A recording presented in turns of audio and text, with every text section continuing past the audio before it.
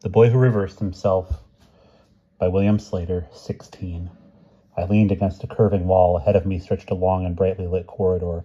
Something crashed against the wall at my back with enough force to push me staggering away from it. I turned and saw a cross-section of a tusk break through. From the other side of the wall came furious squeals of disappointment. That had been Omar's voice inside my ear. There was no doubt about it. And then something had pulled me over the wall.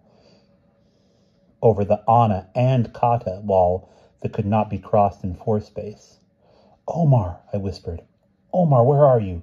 Faintly inside my head I heard a voice singing, "Tra-la-la-la, tra-la-la-la, don't expect from me a lie. If you're captured, you must die." And that was when I remembered where I had heard the same voice before. The voice of the creature that Ramum had hidden us from only an hour ago. It was back in three space, the first time I had been reversed.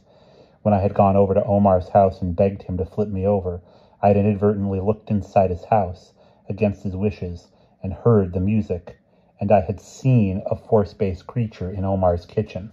I had talked myself out of believing it at the time, unable to face the gruesome fact of that living blob inside Omar's house. But now I was more experienced, not so sensitive or easily shocked, and I knew I had seen and heard that creature another time too.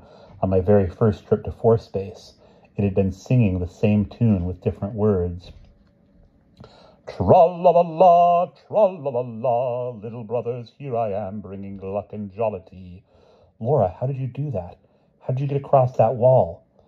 But what had that four-space creature been doing in Omar's kitchen? They weren't supposed to know about us, and what had it been doing only an hour ago so close to us in four space? I couldn't figure it out. What was going on here? Pete was shouting at me, "You better hurry, it's going to break through the wall." I spun around. There was a bulge in the flimsy wall, and the wood was beginning to split as the pig thing battered its head against it. I took off down the corridor. Amazing. Fantastic. I can hardly believe it. Ramum's anger had vanished. The creature went through the wall. How is that possible? I reached an intersection, two corridors branching off to the left and right with a balcony between them. I stepped out onto the balcony and looked up and Anna. I saw Ramum's purple eye far above and across from it, a distorted rectangle of cage with a cross-sectional slice of Pete's gut at one edge of it. "Get me out of here, Pete," I yelled. "I don't want that thing near me again. You find the way yet?" "I think so." He didn't sound so sure. Take the right fork."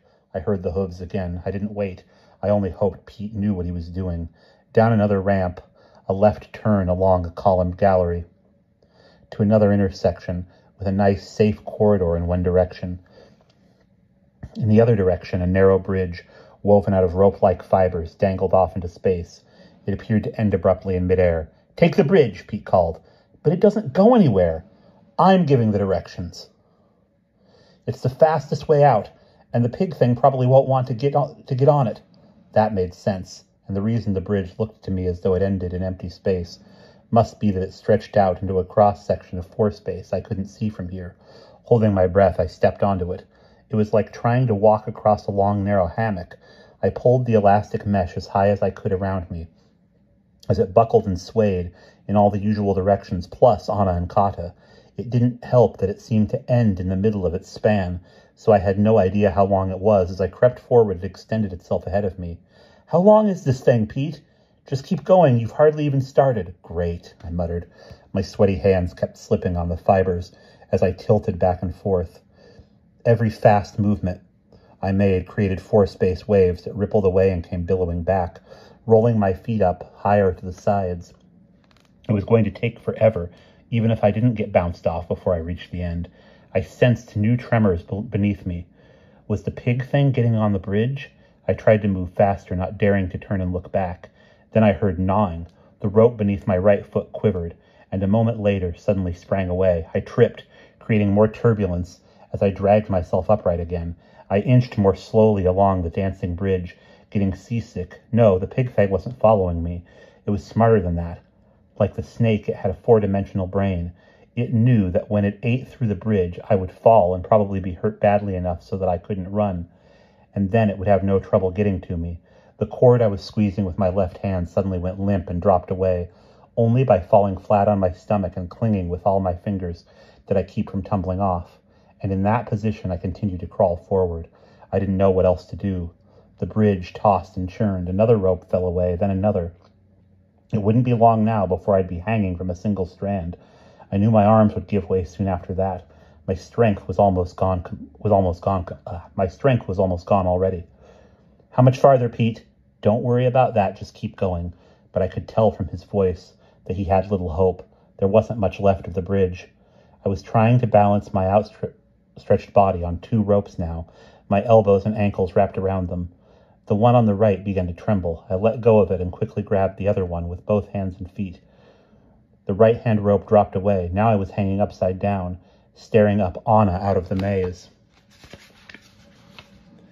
Up into Ramum's 3 yellow-veined eyes and a section of chapped, flaky lip.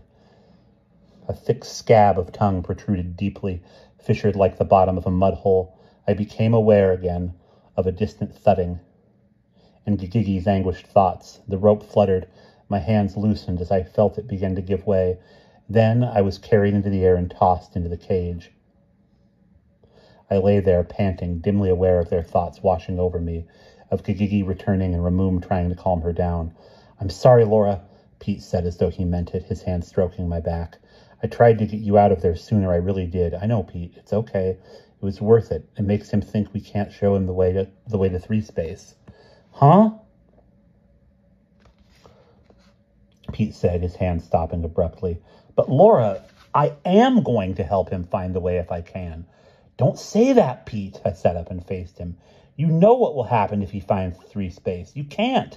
"Sorry, Laura," Pete said firmly, shaking his head. His curly hair stood up in grainy, matted tufts around his face, his features drawn and damp with sweat. "I'm not staying here if there's any way to get home. I just wish I had a better feeling about which way it was." It was a good thing Pete didn't have a better sense of direction. Still, Ramum would probably be able to find the way. That must be their lantern, out where we had left the rope. Ramum could find that easily enough. Once he followed the rope back to where we started, it wouldn't take him very long to check out the whole circumference of the area. 3-space had to be in there somewhere, but what I said to Pete was, "Well, if you don't know which way it is, there's no way he can find it." "I'm going to try, Laura." At that moment, Ramum was telling something important to Gigi, something that amazed and frightened her enough to make her forget how angry she was at him. "Yeah, what about that?" whispered Pete. "How did you do it, Laura? How did you get through that wall?" "Huh?" Then I remembered, back in the maze, Omar's voice inside my ear, and then being pulled in some impossible direction, over the Anna and Kata wall, as though it were a mere 3-space wall back home. But what did it mean? That Omar was out here, hiding somewhere, waiting for the chance to rescue us, or to kill us? And what about the seeing 4-space creature, who sounded exactly like the one who had visited Omar that night? Were he and Omar together? "Pete, can I have the Trinocs?" "Sure." He handed them to me. "But how did you get over that wall? I thought you said you couldn't do that out here." Wait a minute. I didn't understand what had happened inside the maze, but Omar's voice and his ability to take me over the wall might be hopeful signs. Maybe there was a way we could escape without leading Ramum to 3-space. But now I didn't trust Pete enough to tell him about it. The more he knew, the more he could spill to Ramum. I slipped on the Trinocs and looked out of the cage. "Yes, my little ones. No one will hurt you again. Now Ramum knows how special you are, as I always knew. Now he understands, and Gigi will always protect you." I was startled by the sudden sight of her face through the Trinocs. She looked very much like Ramum. She had more hair, a vertical black fan framing her face, patterned with 4 jagged streaks of white like lightning bolts. That was the only indication of the difference in gender between them. Her face was equally craggy, jutting and creased, equally hideous to me. And then there was something else different about her face, something wrong with it. All at once, there are frequent references to some deformity of hers, and her fear of being seen came flooding back to me. "A blemish such as you, my poor face has nothing to do with overindulgence. Your own, shall we say, peculiarities. No look at Gigi, twisted one." I started concentrating, looking back and forth between her and Ramum. And then I had it. His third eye was Anna, the other two. his third eye was Anna the other two. Gigigi's was Kata. Her nose was Kata from the eyes. His nose was Kata from the eyes. Gigigi's was Anna. To someone more familiar with Anna and Kata than I was, with the force-based anatomy, these discrepancies would be immediately striking, probably monstrous. The two of them were opposites.